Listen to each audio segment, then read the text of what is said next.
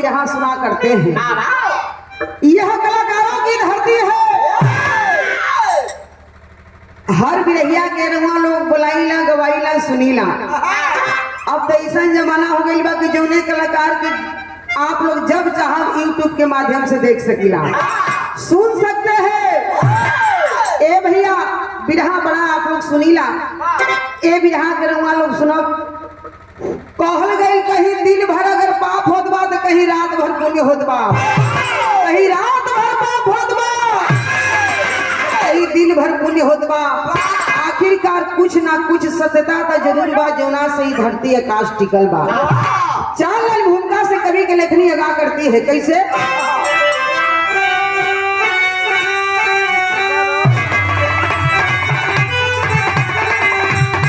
कर्म कर ले दुनिया में है मूर्ख मानो, ये काया बड़ी भाग्य से तूने पाया। खुद उसका हुआ जीवन धन्य, जबकि जो मालिक को भज करी के जीवन बिताया। गद गद हृदय होता हरि के भजन से, तू चलना सबने बताया। घिरा ये जमाना न तुझसे करेगा, सच्चे हृदय से प्रभु को बुलाया।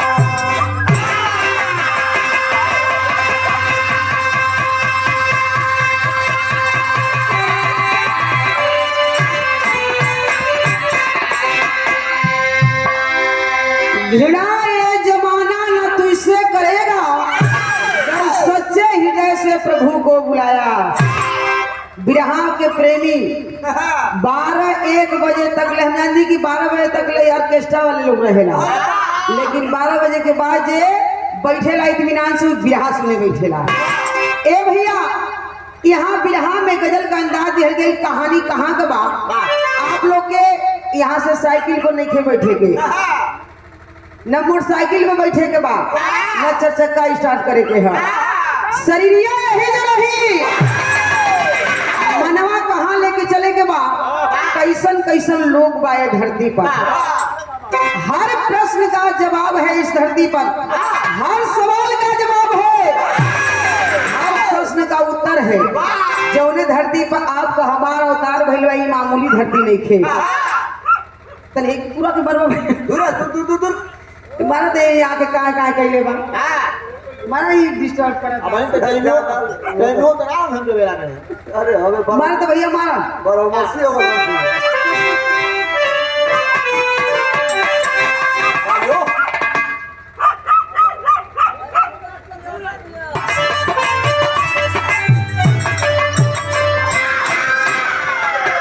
ये गजल बा कौनो दोस्त के कहाँ है पड़े बाबा।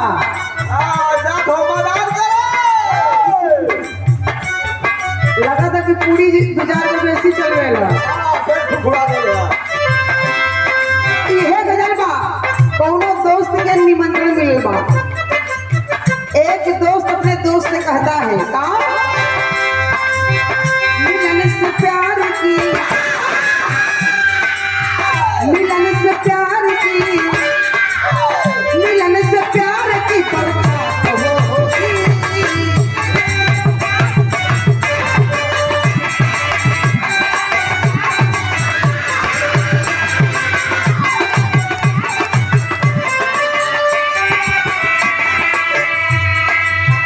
मिलन से प्यार की बरसात होगी।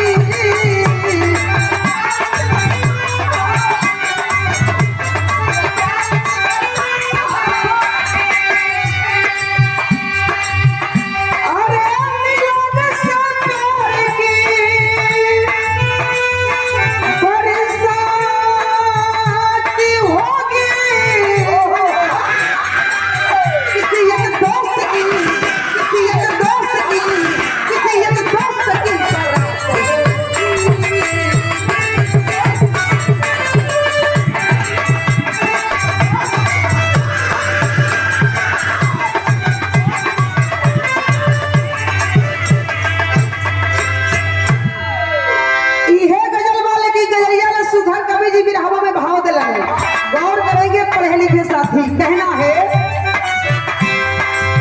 विरह की आग ना, विरह की आग ना, विरह की आग ना पानी से बुझेगी।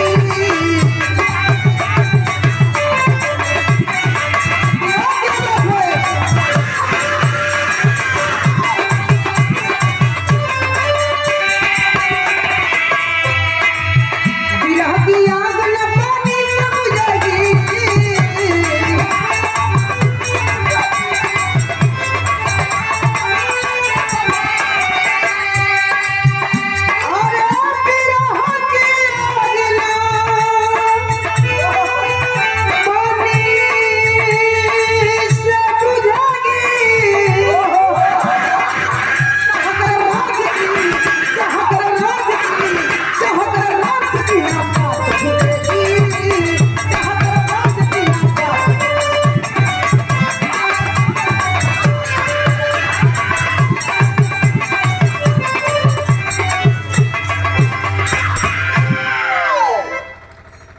केहू के अंतर आत्मा में कष्ट बा दुख बा तो 4 बल्ली पानी से नहवा देले से कष्ट दूर हो जाई कबहू ना। यही से कहानी का शुरुआत है। नगम का लाइन लगल कहानी कहाँ का बा एक एक लाइन आप लोग गौर करिएगा कैसे।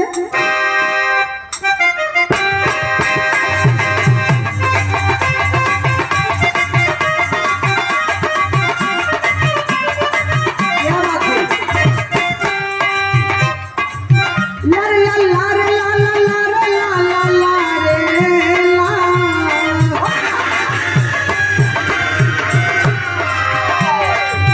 कलम इस गीत से बस नीति को बताती है, कलम इस गीत से बस नीति को बताती है, संत का जीवन सत्य होता बस सिखाती है।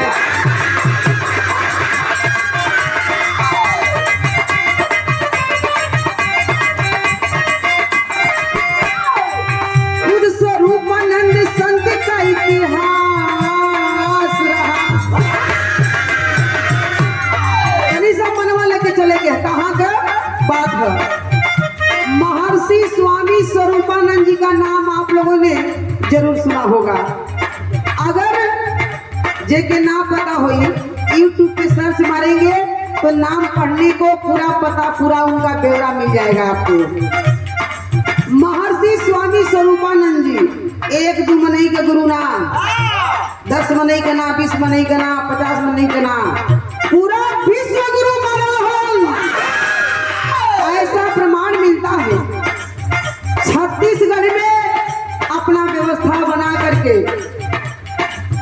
मठ बना करके वो मठवा पर पूरा व्यवस्था बना के अपन जीवन यापन करत रहलन। महर्षि स्वामी स्वरूपानंद जी का वो तरह से तो बहुत चेला रहलन, बहुत चेला रहलन, लेकिन एक चेला उनका बड़ा खास रहलन जौने चेला का नाम पढ़े के मिलल के रहल स्वरूपानंद संत का इतिहास रहा। खुद स्वरूपानंद संत का इतिहास रहा। अमलानंद चेला सबसे उनका खास रहा।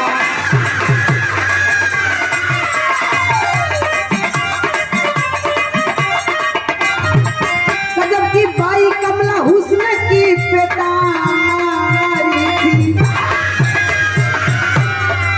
गजब की बाई कमला हुस्न की पेटारी थी, पूरे उस क्षेत्र में लफंगों की दुलारी थी।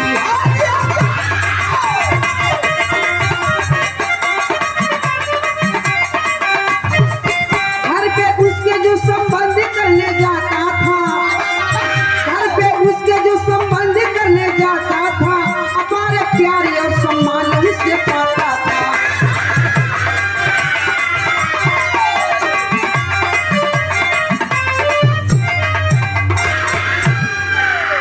ए भैया तनी बात के समझ लीजिए। महर्षि स्वामी स्वरूपानंद जी छत्तीसगढ़ की धरती पर अपना ब्यौरा बना करके व्यवस्था बना करके जीवन व्यतीत कर रहे हैं। एक थे बहुत चेला रहन, लेकिन एक थे चेला उनका बड़ा खास रहल जौना से सब अपन बात उत बतावा कि हम फला जगह जाते हैं चाहे हाई काम करते हैं। जौने चेला का नाम रहल अमलानंद जी। ए भैया वही मंदिलवा से जे तरह से चटिया से ही बढ़ुआ गोदाम चटिया से इतना दूर पर आप लोग का घरवा बा, वही तरह से इतने दूर पर एक ठे चौराहा रहल, वही चौराहा पर मंदिलवा से इतने दूर पर वो चौराहा रहल, वो चौराहा पर ए भैया एक ठे बड़ी खूबसूरत बेस्या रहती थी। उस बेस्या का नाम पढ़ने को मिला कमलाबाई। कमलाबाई बड़ी खूबसूरत रहल, अपने जमाने का विश्व सुंदरी मानल रहल। ओ समय देखे ओ अपना व्यवस्था बना करके वही चौराहा पर कोठा बना के वही कोठवा पर अपन जिंदगी यापन करे, जीवन बितावे, लेकिन नाचे गावे जे भी उस टोकरा से मिले जा 1 महीना 2 महीना 10 महीना 6 महीना पर ओकर नंबर आवे, तो पहले एडवांस में पैसा जमा करे के पड़ेगा। पैसा जमा करे एडवांस में, तब वो के नंबर दिन तारीख पता मिले और तब वो दिन पर लोग मिले जाए। ए भैया लोग मिलत हवन, वो बेस्या का प्रतिदिन का काम का रहल, यहाँ तर्ज बदल गए मास्टर।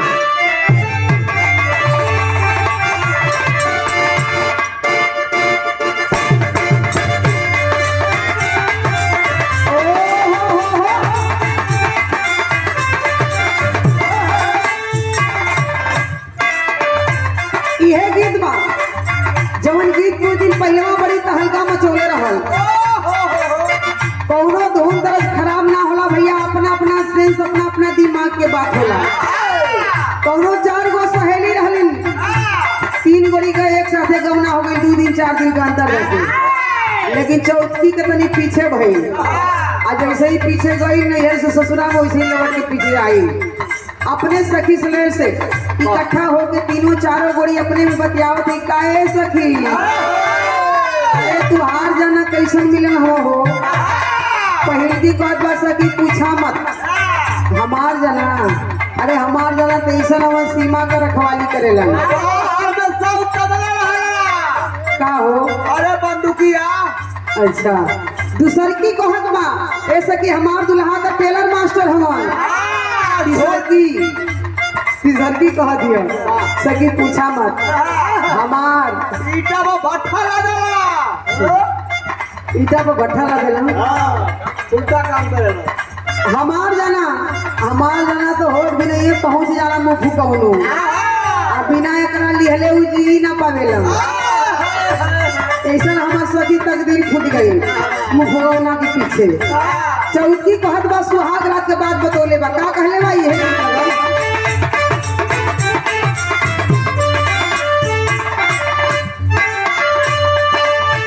आई सुहाग रात जहिया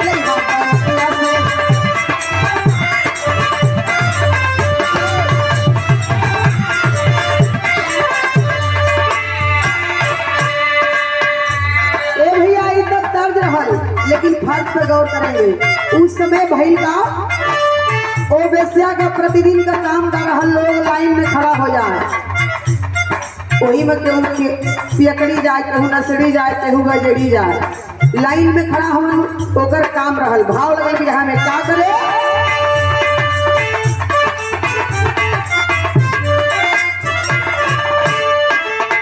कमला जी करे सेवकैया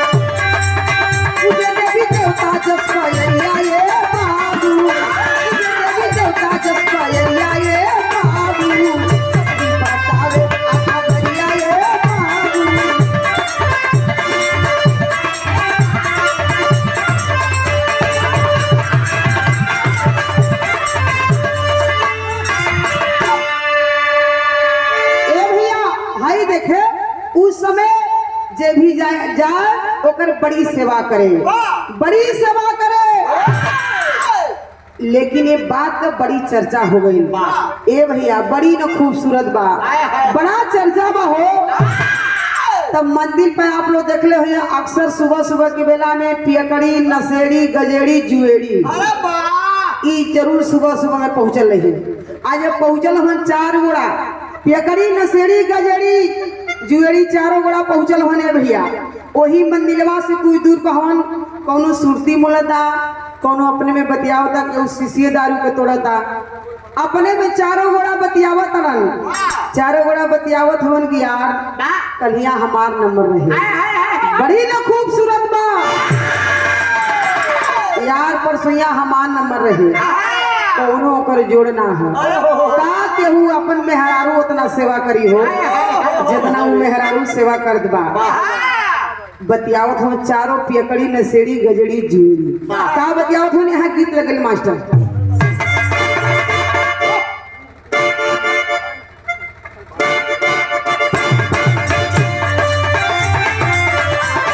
क्या बात है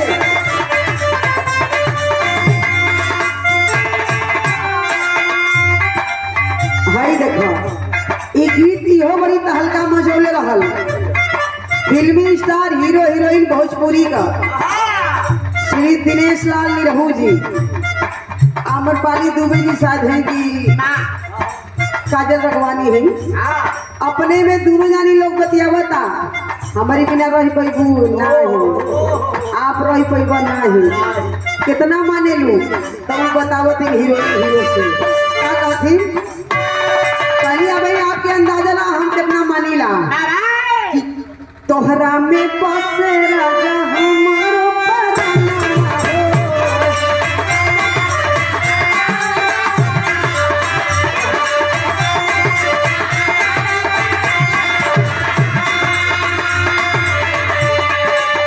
दिला तो रहे बस तुहरे धियाना हो।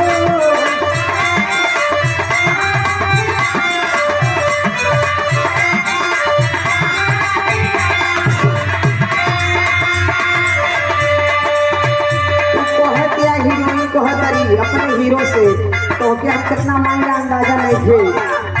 तो हरा में बसे राजा हमारो पराना हो।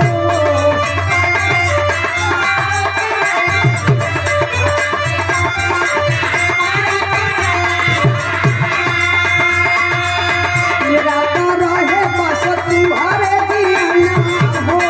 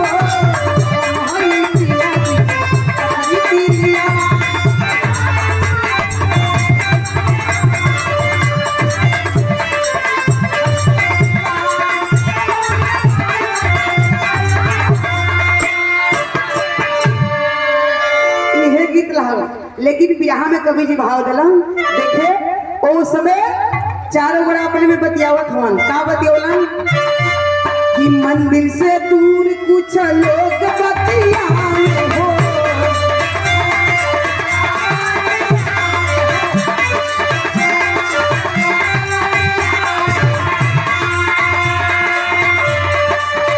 घर के चीलम गाजा फूक के चढ़ावे हो।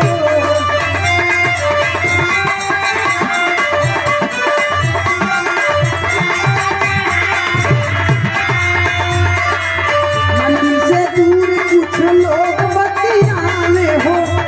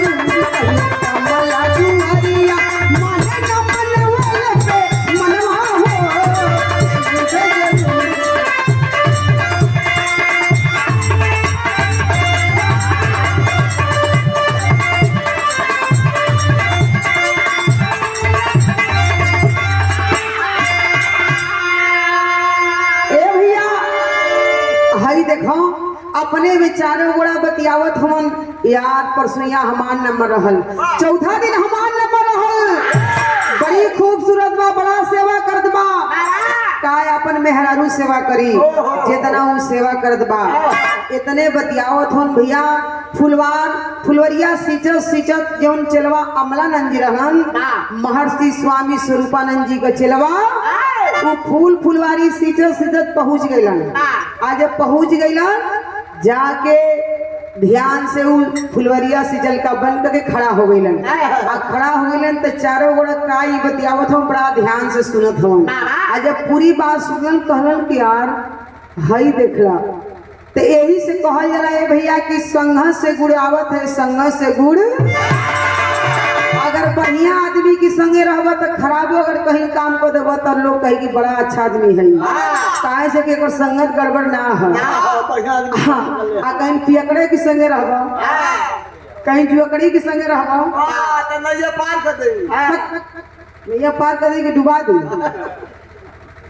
खराब आदमी के संगे रहबा तो लोग कहीं कि ज्यादा अरे महान नीच बा भाई, ई नीचे के साथे रहला देखा वो ले नीच बनाई काम करता कहीं न सब। ए लिए देखे अमलानंद जी वही खड़ा होके सुनत हवन। आ सुनत भैया सोचे लगलन कि आखिरकार कैसन आदमी हो, कैसन औरत बा, कैसन वैसे बा कि लोग ओकर नाम ही लेत हो चारों गोड़ा भिने आके।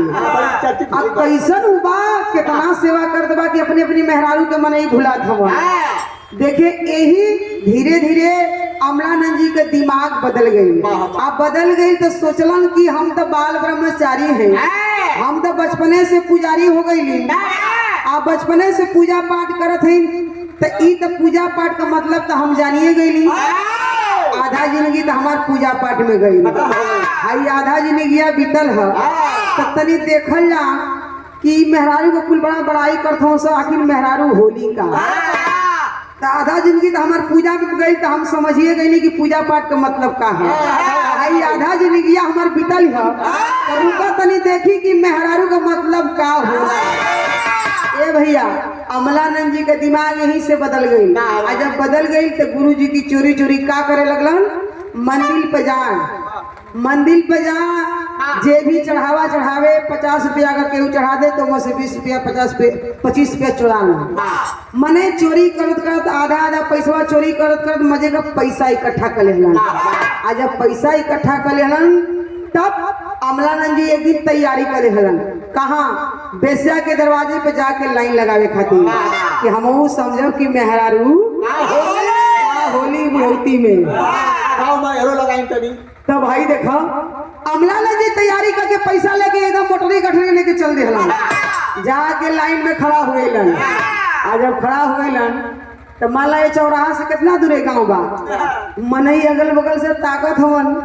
ए भाई सब तो सब ऐसा धुइया के लाज ना है, खड़ा हो हाई आधी उमरिया में गए है बेस्या के लाइन लगावे खातिर। ए भैया मर्द मेहरारू मिल के कैले का हवन, यहाँ गीत बदल गई मास्टर।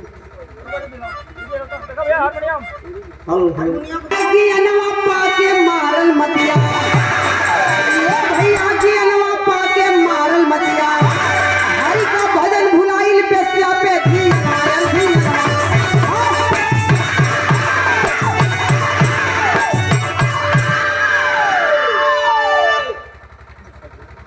हरि का भजन भुलाइल बेस्या पे धियनवा गियनवा पाके मारल मतिया। जाके पैसा लेके लाइन में खड़ा होन, अगल बगल के मेहरारू मरद देख के कह तरन के अरे वही देखला सधुइया के लाश शर्म नहीं खे। एक दिन प्लान बना ले हम, एक बार प्लान बना लिए, प्लान बना के कैले का हम देखत हमन कि लाइन में साधु जी लगल हन, तब तक मेहरारू मरद प्लान बना के चल देहलन। यहाँ गीत चेंज हो गई मास्टर, क्यों छोड़ दिले भैया।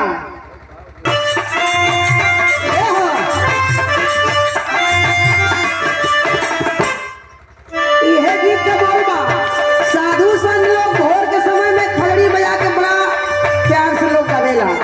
कैसे जन्मवासी मारे काकिया मारे काकिया हो कोई दिहले घरवा से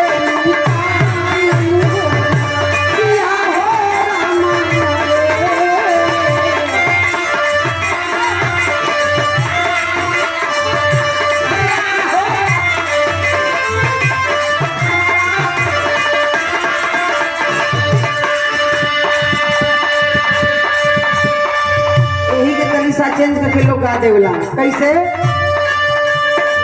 झूमता झूमता जोगी अइले जब दुआरा आया रे लइले जब दुआरा झूमता झूमता जोगिया आया घोरा किया हो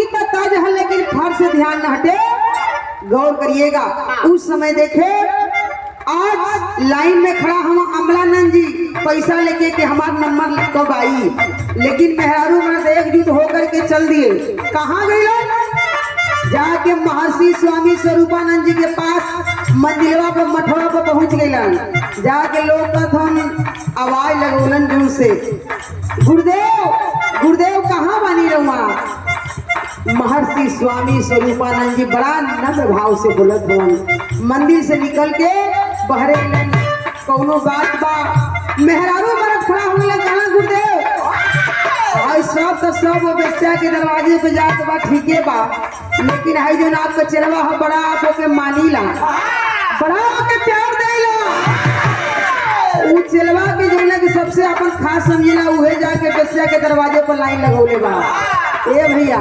भाई देखे उस समय महर्षि स्वामी स्वरूपानंद जी कहलन कि ना मेहरारू मरद कहत हन भाव लगल का कहलन बेला या बेला तोहरा मारल ओकर माटी आए मारल ओकर माटी आए घर बिताई जाके रातन होना किया हो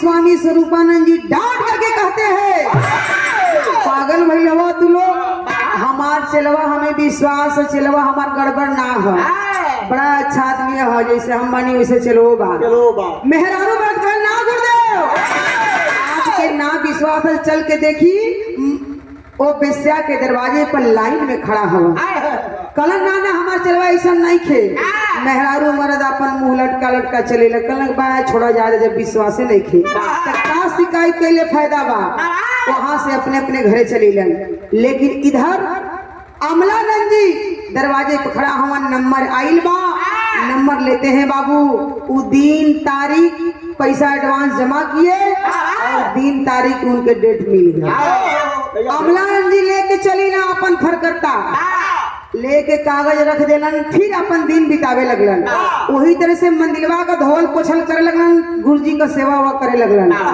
दिन बितावे लगलन तब गंवार आदमी पढ़ल लिखल तो रहलन ना अमलानंद जी जब मास्टर लोग आई लइकवन के पढ़ावे लगे संपटवा पर दुधियावा से खड़ियावा से उखड़िया कहीं से व्यवस्था कर खड़िया ना मिलल कहल लहा ले दुधियावे ले ली और दुधिया कहीं से व्यवस्था कर लेलन अब गंवार आदमी साधु जी जाके एक दिन अगर बीते एक रात एक दिन बीते तो जाके मंदिर के पिछुआरे एक ठे पाई खींचा दूसरा दिन बीते तो 2 पाई खींचा कि मैंने कहीं डेटवा भूला न जाए 6 महीना का डेट मिला 1 महीना 2 महीना 3 4 5 6 महीना 6 महीना बीत गई एक दिन सिर्फ बाकी बा अमलानंदी सोचे लगलन कि कल हमार डेट आ गई बा और अपन देख के कागज वगज मिलावे लगलन कहलन कल हमार डेट आ गई और बेसिया से मिले जाएगी एक दिन आगे तैयारी करत हवन तो रोज अगर अमलानंद जी 3 बजे 4 बजे भोर में सूत के जगह तो जहिया अमलानंद के मिले जाए के बाबू बेसिया से तहिया ये भैया 12 बजे रतिये के उठ के खड़मंडल ना दिएगा। अमलानंद जी तैया 12 बजे रतिये के उठ के खड़ा हो गईलन। गुरुजी सुतले ताकत हो चलवा बड़ा परेशान बा, रोज 3 बजे 4 बजे जागत रहल। आज बड़ा 12 बजे रतिये के उठ के खड़मंडली न धले बा तो जितना कार्यभार कैला रोज करे वही तरह से 12 बजे रतिये के उठ के अपन कार्यभार संभाल ले 2 3 4 बजे सब काम करके पूरा हो गए। तब अमलानंद जी जब सब काम कर लेन मंदिर के धोल पोछल हर चीज तब सोचत हवन कि अब तो हमके आज मिले जाए के बाद तब देखे नहा धो के अपन रूप रंग सजावत हवन। अमलानंद जी अपन रूप सजावत हवन हमें वेश्या से मिले जाए के बाद। गौर करिएगा रूप रंग सजावत हो कैसे यहाँ तर्ज बदल गई मास्टर।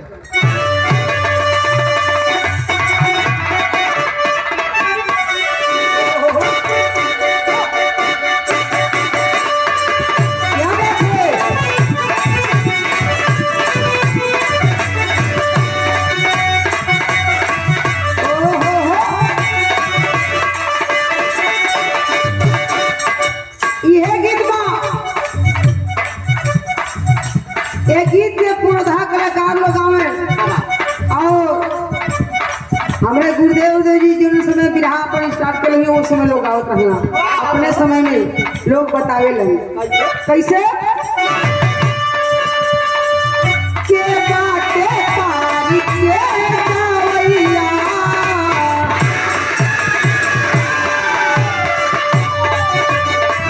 हमान के जन्म से पहले का धुन है। कैसे लोग आवे के बाटे पारी के गावैया फूलत बनैया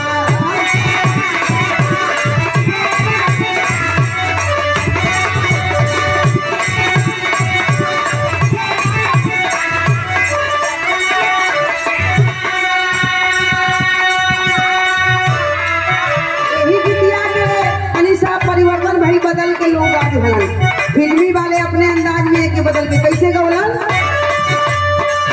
लाने के नाम पे नाचई हो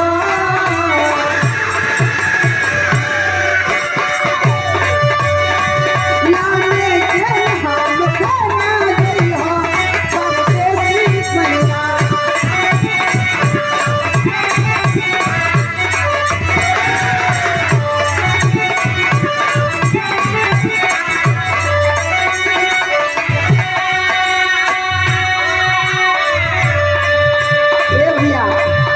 कहनी है उधर से कि मंचे पर गुरु चला का नाता ना रही आज का आज के दिन गुरु चला का नाता ना रही ना ही गुरु तो गुरु होलन भाई ऐसा बात नहीं थे। हमारे गुरुदेव जी के 100 बार प्रणाम बा ऐसे ही हमारे गुरुदेव जी का समय जमाना बनल रहे लेकिन हम ही ना कहो ए समय गवैया गा दे कौनो मेहरारू मर्द के बीच का बात है बीच का बात है अरे मने आपने संबंध का बात है हर जगह तो हम लोग दिमाग से गलती जगह ले जाला मेहरारू मर्द बगल वाली सहेली देखत बा झाड़ू लेके मेहरारू बहारत बा दुआर बगल वाली सहेली देखल कला का ए सखी अरे कलिया सजवा बड़ी खुशहाल रहलू आई रतिया बीतते कैसन मुहवा लटकोले बड़ू हो तो बता दो सकी पूछा मत वो फुकौना आ गए का ठीक है आई बट्ठा मालिक हवा पी के आ गए मुँह फुकौना ऐसे गीत हो गए कुछ कह दियो पूछा मत जब मर्दे के छोड़े के रहला ना मेहरारू के तो कहिए बखिरिया में नमकवे ना डलू लेकिन वो मेहरारू कहत बा ऐसे कि हमार जना पी के आ गए हुआ देश सुधर जाई लेकिन ई मुंह फुकौना ना सुधरी। कहत बा का कहले बा रतिया पायम राती हुए कारी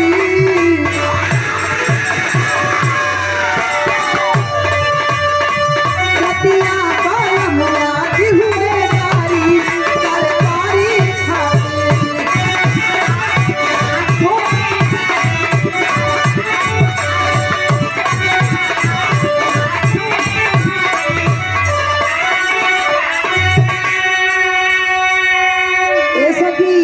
तोहके मार भी दी हुआ गाड़ी भी दी हुआ तू ना कुछ कहू तो कहत बा का कहलू बतावत बा गाड़ी का गाड़ी हुए तू भापर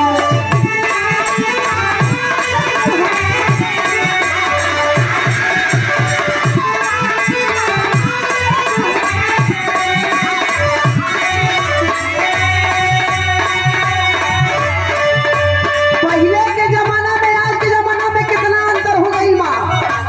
हम ही नहीं की कहत कि अब का मर्द मोछ ना रखत हम, लेकिन हर चीज में परिवर्तन हो गई बा।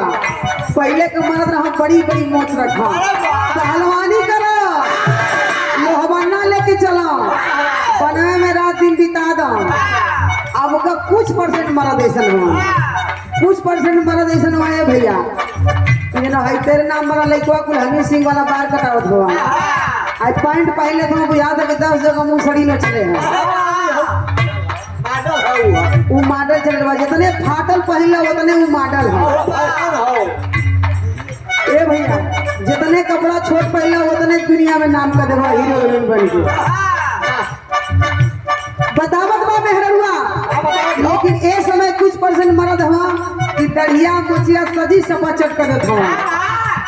ए भैया तू मेहररुआ कहत बा सकी तो के मार भी दी हुआ गाड़ी भी दी हुआ तू ना कुछ कहू तो कहत है का गाड़ी का गाड़ी दी हुआ तू झापर मारी दी हुआ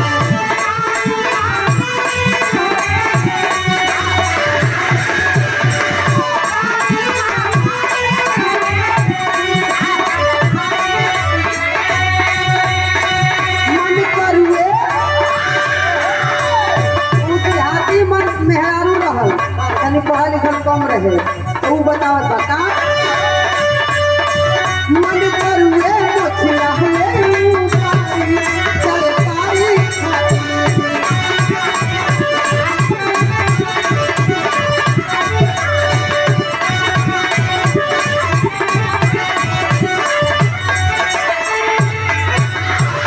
भैया लेकिन जगह से ध्यान ना हटे बिरहा से। बिरहा का मूल बात कहानी होला। बिरहा में कभी जी भाव दलन तो समय देखे साधु अमलानंद जी अपन रूप सजावत हो भोर की बेला में कि आज हमसे फैसला के मिले जाए के तब कैसे रूप सजावत हो कहना है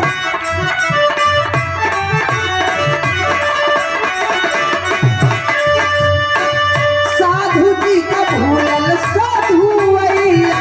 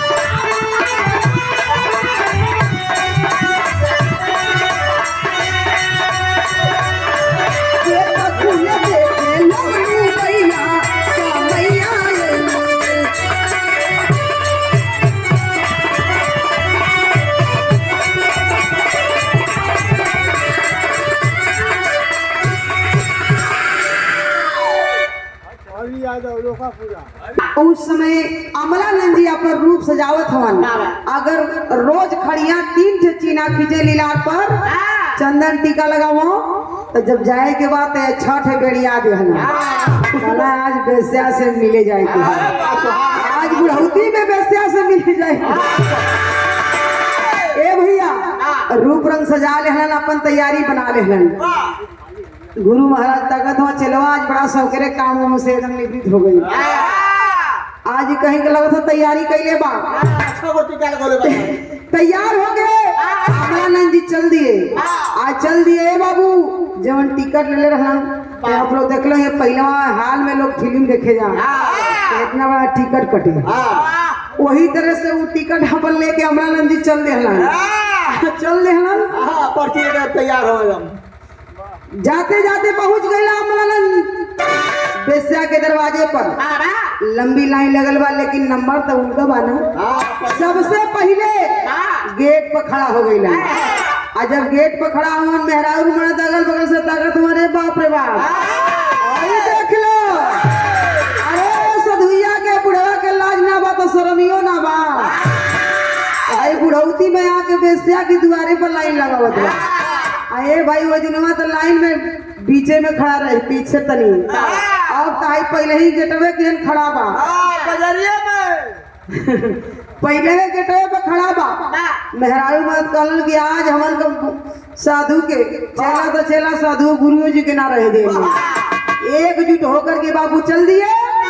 इधर गेट खुलल बा, अमलानंद जी अपन अंदर गइलन, बेस्या के पास पहुंच गए। बात तनी 2 मिनट रुकी, तो बात यही छोड़ दी। इधर मेहरारू पर महर्षि स्वामी स्वरूपानंद जी के पास जाते हैं। जाके कहलन, ए गुरुदेव, ए गुरुदेव, कहाँ बानी रहुआ?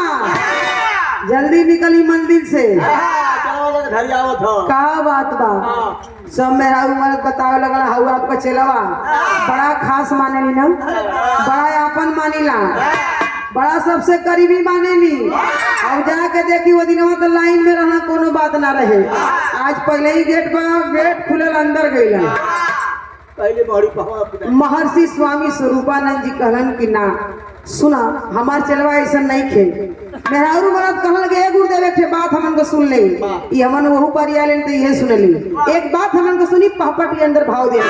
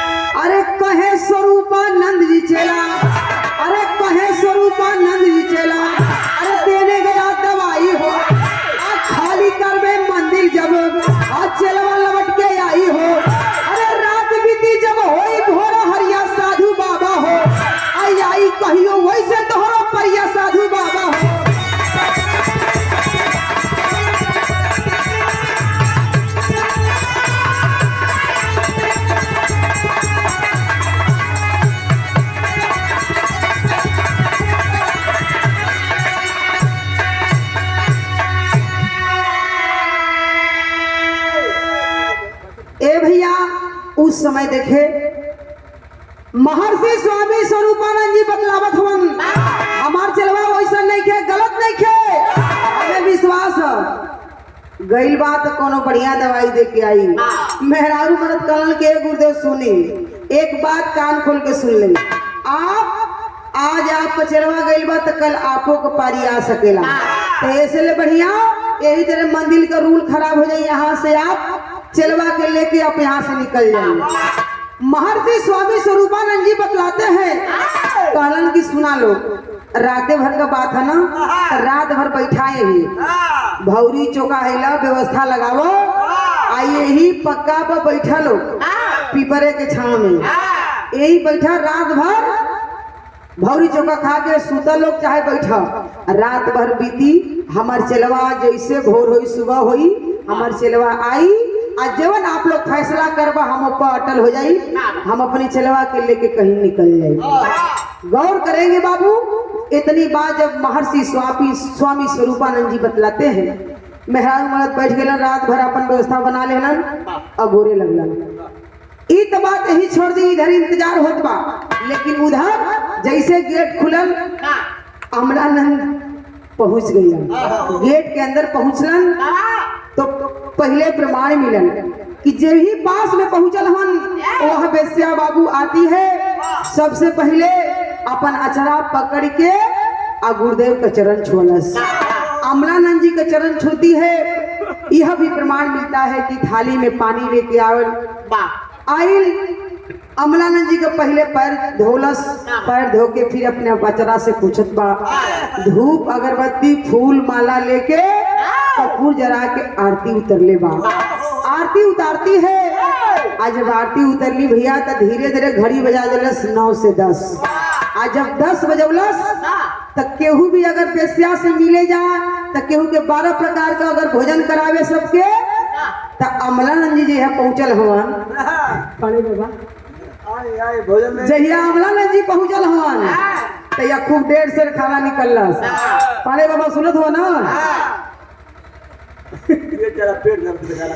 तैया 12 प्रकार का सबके भोजन करावे तो जहिया पहुंच गए पुजारी जी अमलानंद तैया 16 प्रकार का भोजन तैयार करा दे ए भैया धीरे धीरे बैठ के इत्मीनान से अमलानंद जी भोजन करत हवन सेवा करत बा बेनिया डुलावत बा प्यार से भोजन करत हवन धीरे धीरे समय बीतत बा भैल का मास्टर आधा केंद्र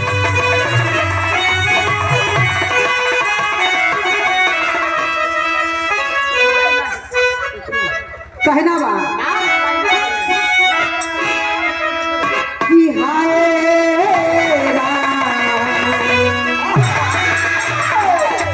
लोहा मुरझाला भैया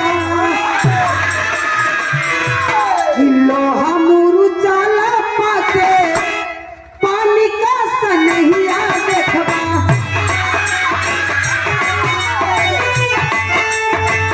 तरस पाके लोहा कनक बने मारे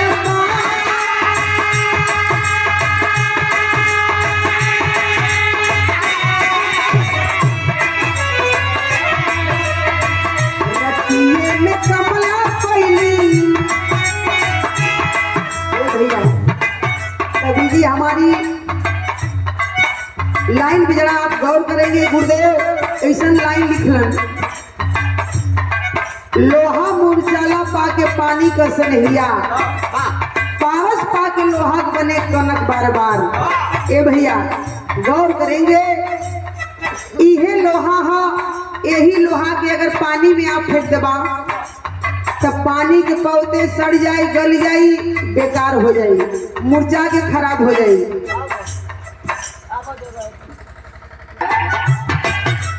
वही लोहा के बाबू आप पानी में डाल देबा पानी में पड़ी तो सड़ जाए गल जाए मुरझा जाए खराब हो जाए और उसी लोहा को एक पारस पत्थर होता है सरकार के पास आज भी है उस पारस पत्थर से वो लोहा के छुआ दिहल जाई तो कनक बन जाई यानी सोना बन जाई वही तरह संगत होला बढ़िया आदमी से संगत मिली तो बढ़िया भाव विचार आई खराब आदमी से संगत हुई तो खराब आई वही बातें कभी जी हमारे दर्शन में होला सेवा सत्कार करत ही कमलाबाई अमलानंद जी के कैसे रात में भोजन करावत ही सेवा करत ही का करती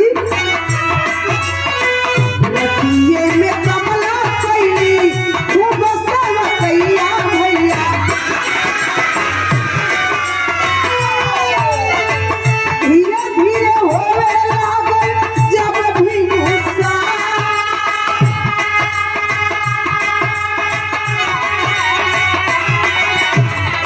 ए बाबा आदेश आवाज लगाती है बाबा अमलानंद जी की तरफ भोजन करत हूँ बड़ा प्यार से बेनिया डोलावत ही।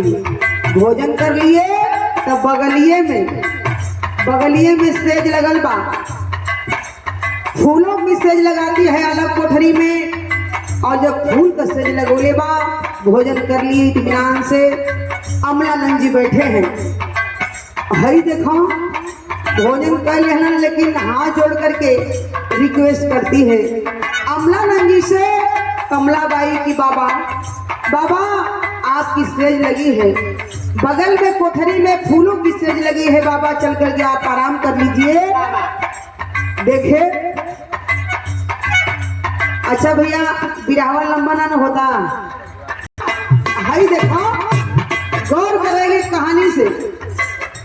उस समय अमलानंद जी को बार बार रिक्वेस्ट कर रही है कमलाबाई हाथ जोड़ करके कि अरे मुनिवर, अरे महात्मा आपने भोजन कर लिया। अरे गुरुदेव आप भोजन कर लिए, चलिए फूलों की सेज लगी है बगल कोठरी में दिखा रही है, गुरुदेव आप चलिए आराम कर लीजिए। लेकिन बाहर कहा मोनू भैया तुम्हारे रहते पैसा आई बा कहानी। हई देखे हाथ जोड़ करके रिक्वेस्ट कर रही है वेश्या, वह कमलाबाई। अरे मुनिवर आप महात्मा चलिए आपने भोजन कर लिया, बगल में सेज लगी है फूलों की, आप आराम करिए। धीरे धीरे घड़ी बजा देलस 1, और जब घड़ी 1 बजौलस तब देखे होत बाबा जैसे आवाज लगावत बा कमलाबाई, वैसे कमला जैसे आवाज लगावत बा अमलानंद जी 1 तक देखत हमन। होत बाबा कहत बाबा हवस मिटाला ये बाबा,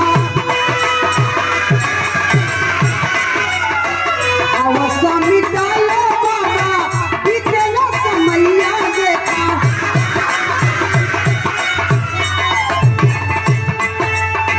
गेले उपदेश कमला सुने बारहा,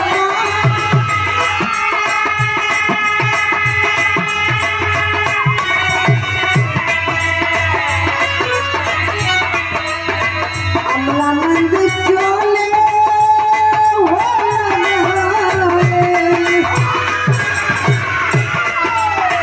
अमलानंद चले लगले खोली क्या केवड़िया देखा।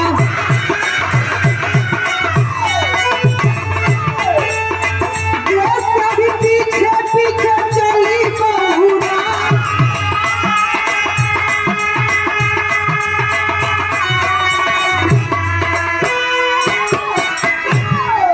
ए भैया गौर करेंगे उस समय देखे कमलाबाई हाथ जोड़ करके अमलानंद जी से प्रेरित कर रही है, लेकिन जितने कमलाबाई बोले हाथ जोड़ के रिक्वेस्ट करे उतने अमलानंद जी 1 तक ध्यान लगा के देखो, देख रहे हैं वेश्या को। वह बतलाती है कमलाबाई की अरे मुनिवर, अरे गुरुदेव महर्षि आप 1 बज रही है, घड़ी 1 बजा दी है, बाबा आप जिस चीज के लिए आए हैं भैया धीरे धीरे पूरा नहीं हुआ अभी। वैसे दवाई लेने वालों को रतिया पर बेचैन रही लोग। ए भैया हाँ वैसन दूध है, बाबा को दूध पिया लो। वैसन दूध है ना कि दूध जैसे शरीर में गल वैसे करंट खान काम करी, उतना तो 11,000 वोल्टेज ना काम करी, इतना ही प्लाग से काम करेला। वही तरह से लाइन काम कर ले वही तरह इहो काम करी।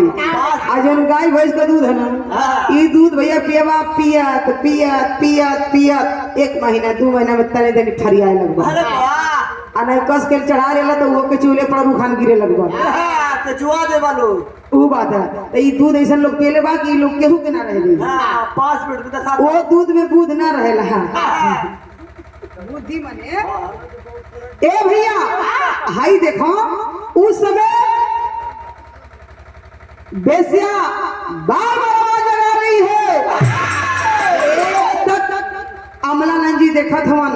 अरे बाबा जिस चीज के लिए आप आए हैं, जिस चीज के लिए जिसके लिए आप 6 महीना तक इंतजार किए हैं, वह घड़ी, वह समय, वह हालात आ गया है बाबा। आप एडवांस में पैसा जमा किए हैं, जिसके लिए वह समय आ गया है। कल जैसे 1 बज रहा है, 2, 3, 4 बजेगा, भोर होगा, और जैसे सूर्य उदित होगा बाबा, मैं दूसरे का हो जाऊंगी बाबा। आप इतना 6 महीना तक इंतजार करके आप हमारे पास आए हैं, तो आप भोजन कर लिए। अब आपकी सेज लगी है, फूलों की सेज लगी है, चलिए आप अपनी प्यास बुझा लीजिए बाबा। लेकिन बाहर साधु जी, एठो वो साधु रहने भैया, अमलानंद जी सुन रहे हैं, बार बार सुन रहे हैं, आवाज लगा रही है बेस्या। सुनते सुनते बाबू घड़ी बजा दे रहे 2 से 2:30। देख रहे हैं बार बार विनती करत बा। देखते देखते देखते देखते बाबू अमलानंद जी एक बार डांट करके आवाज लगाते हो, अरे बिटिया। डांट करके जब बिटिया शब्द से संबोधित करते हैं, अवाक हो जाती है, अवाक हो जाती है कमला। अरे बाबा, दौड़ करके जा करके बाबू पैरिया छान ले हलस, कहलस कि बाबा बाबा, अब तक कोई भी व्यक्ति मेरे पास आया है बाबा, पैसा जमा किया है, किसी ने नहीं हमें चाहे बहन से चाहे बेटी से नहीं संबोधित किया है बाबा। जो भी आया है अपनी प्यास बुझा करके मेरे पास से चला गया है बाबा। और आप जीवन में फर्स्ट और लास्ट आप मिले हैं, आप मिले हैं बाबा। हमने जिंदगी में बड़ा ही रुपया धन दौलत कमाया, ऐसो आराम किया बाबा, इतना धन दौलत कमाया जिंदगी में, शरीर व्यापार किया बाबा, लेकिन जिंदगी में मुझे सुकून नहीं मिला बाबा। इतना बात वह कमला बाई अपने दिल की बात रखती है साधु जी के सामने। आज अमलानंद सुनत हो बड़ा ध्यान से, बिटिया तुम चाहती क्या हो? रोत बा चरनिया छान के और रोते में कुल बात कहत बा। गुरुदेव कहते हैं चाहती क्या हो? कहा कि बाबा हाथ जोड़ के विनती बा, आपने जब हमें बिटिया शब्द से संबोधित किया है, समझा रहे हैं, सुनो तुम बिटिया हो, धर्म की बेटी हो। एक बात सुनो ध्यान से, जितना तुम रात रात भर जगा करती हो दूसरों के मर्दों के लिए, पैसा कमाती हो, धन दौलत इकट्ठा करती हो, जितना दूसरों के मर्दों में अपना तन मन धन सब कुछ लगाती हो, रात रात भर जगा करती हो, वही तन मन धन वही जाग करके उस ईश्वर में लगा दोगी तो तुम्हारी जीवन रूपी नैया तरनतार हो जाएगी। बाबा इतने बात सुनलस, रोवत बास पूछत बा, कलस कि बाबा आपने हमें सच्ची राह दिखा दिया बाबा, सच्चा मार्ग दिखा दिया। बस बाबा 10-15 मिनट आप तनसा और खड़ा हो जाए, इंतजार करें। जाती है वह वेश्या, जो डायरी रहल सबका नाम लिखा गया था, मंत्री को बुलवाती है, मंत्री के माध्यम से डायरी लेती है और लेकर के सभी लोगों का नाम काटती है। जितना एडवांस में पैसा जमा हुआ था पूरा पैसा धीरे धीरे घोर होता है और मंत्री को बुला करके सबका पैसा चुकता करवा देती है। आज ऐसे सुबह भाई लोग लाइन में खड़ा हुआ कि हमारा आज नंबर है, हमारा नंबर है, लेकिन पैसा दे देती है। दरवाजे गेट के साथ बाहर खड़बड़ी मचल बा, अरे आज हमारा नंबर आल है, अरे कल हमारा नंबर आल है। इधर बेस्या घर में बाबू जितना श्रृंगार का सामान था लेकर के आती है और जिस कोठरी में अपना रहती थी, जीवन व्यतीत करती थी, श्रृंगार का सामान लाती है, लहंगा चुनरी जो भी था, और उस डायरी को लाती है और श्रृंगार का सामान रख करके बाबू माचिस जला करके राख कर देती है। और वही जो पैसा था गहना गुड़िया लेती है और एक आठे वस्त्र जो भी लेती है अपना लेकर के गट्ठर में बांध करके सर पे रख देती है। सुबह हुआ, जैसे गेट खुला है, आगे आगे अमलानंद जी और पीछे पीछे कमला बाई चल देती है। और जब गेट खुलल आगे पीछे चले लगलन, दुआरे खलबड़ी मचल बा, रे बाप रे बाप, भाई देख लो, अरे आप तो खैबे कैला से बुढ़ावा, भाई पेड़वा उखाड़ के ले जाता है, गुरु जी खातिन के अपन तो जुगाड़ लगाई ले हलस रात भर आई अपने गुरु जे खातिर जुगाड़ लेके जात बा। तब ए भैया खलबली मचल बा, लेकिन आगे आगे अमलानंद जी पीछे पीछे कमलाबाई अपन मोटरी रख के चल देहलन। अमलानंद जी बीच रास्ते में गईलन, कहल कि सुन पागल भइल हूँ, मंदिर के पास चली हो, अब मंदिर बहुआ के हमारे साथ में मत चल रही है, गुरु जी मार के हमारे कचूमर निकाली है। यही मंदिर के पीछे रही है, जैसे हम इशारा करब वही समय आके गुरुदेव का चरणिया छान लेबू तो सगरों कल्याण हो जाएगी। ए भैया देखे भैल का आखिरी लाइन,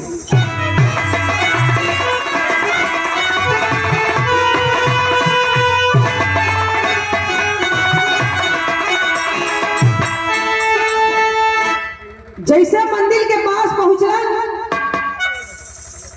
वैसे गुरु महाराज पूजा करके मंदिरवा से एक कदम जैसे बहरे निकलना तब तक इशारा करते हैं। इशारा कैलन अमलानंद जी, कमलाबाई देखत बा पिछुआरे से, गुरु जी के इशारा पाके दौड़ते हुए जाती है, जाके महर्षि स्वामी स्वरूपानंद जी का चरणिया छान लेला, छान के रोवे लगल। तो अक्सर मेहरारू रोवेली तो रोते में सब बात अपन कह देली, मैंने सब ऐसा ना है, मनी के तरफ के ढंग से ना, लेकिन वो रोता ही में कुल बात कह दी है। इतना गलती भले, इतना सही भले, इतना ऐसी भले, ऐसी रहनी वैसी रहनी, रो करके वह बेसिया रोते रोते महर्षि स्वामी स्वरूपानंद जी का चरणिया छल्ले बार रोत रोत कुलबतिया कहत बा। महर्षि स्वामी स्वरूपानंद जी न मंदिर से अंदर जा पावत हो न बाहर ही जा पावत हो, एक पैर अंदर बा एक पैर बाहर। तब चरण छान के रोत बा, बिटिया कहाँ की रहने वाली हो, क्या नाम है, क्या चाहती हो, पैर छोड़ो मेरा, लेकिन चरनिया छल्ले बा तक कहाँ छोड़त बा, रो रही है, बिलक रही है, पूरी बात बताती है। बिटिया चुप हो जाओ, बताओ। देखे बाबू पूरी कहानी बताती है। भाई का आखिरी लाइन,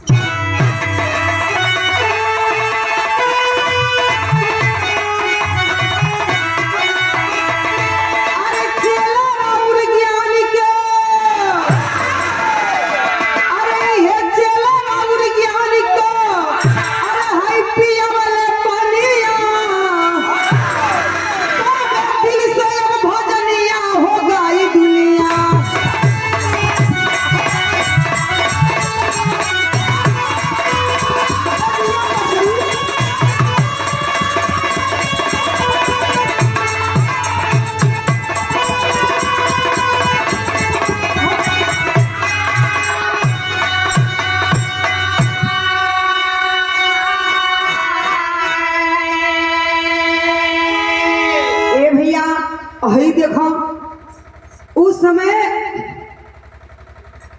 कमलाबाई चरणिया छल्लेबा महर्षि स्वामी स्वरूपानंद जी पूछ रहे हैं, बिटिया क्या चाहती हो, कहाँ की रहने वाली हो। देखे पूरी बात बताती है, बाबा मेरा जीवन में कोई नहीं है, माता पिता जन्म देते मर गए, इस दुनिया को छोड़ करके चल बसे, और जिंदगी में मेरा कोई नहीं है, जीवन मैं अकेले बिताती हूँ बाबा। जिंदगी भर हमने वेश्यावृत्ति किया, पैसा रुपया धन दौलत इकट्ठा किया बाबा, लेकिन फिर भी मुझे जिंदगी में सुकून नहीं मिला बाबा।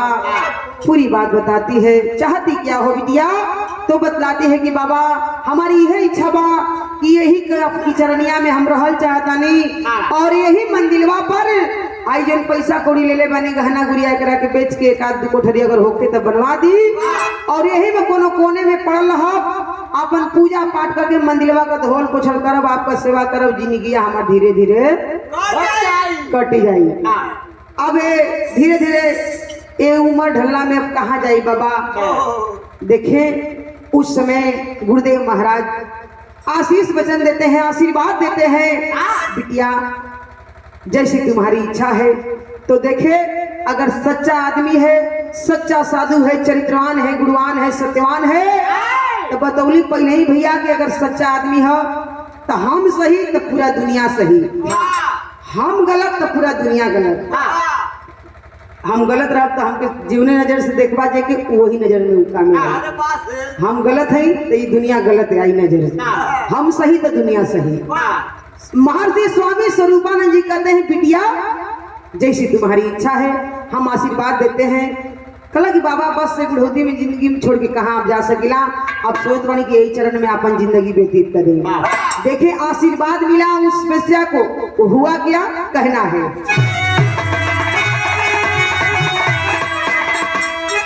सब सामने मेहरारू मरद खड़ा हवन, देखत हो सुनत हो सब बात। गुरुदेव कला देखला लोग हमार चलवा कितना महान आदमी है। कहली ना कि हम जैसा नहीं वैसा हमार चलवा है। हमार चलवा गई बा तो कोनो बढ़िया दवाई दे के आई, गलत काम ना करी। मेहरारू मर्द अपने अपने घरे गईलन, कलन सही बात है भाई, गुरु बहुत बढ़िया है भाई का कि कमला स्वर्गवासी भैली पूज के चरनिया।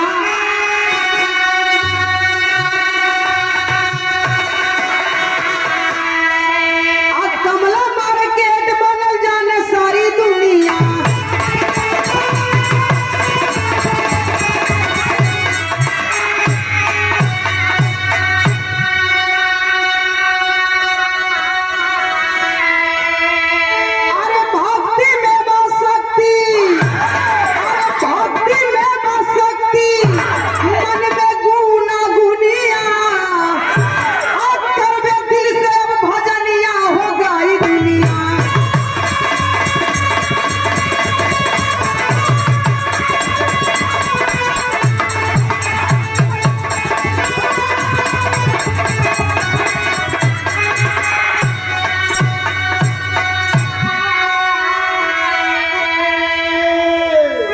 भैया उस समय देखे आशीर्वाद मिला, उसी जगह पर अपना रहना शुरू करती है, पूजा पाठ करना शुरू की।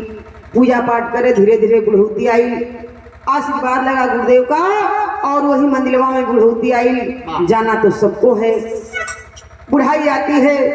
एक दिन कमला बाई से कमला के नाम से जानी जाती है।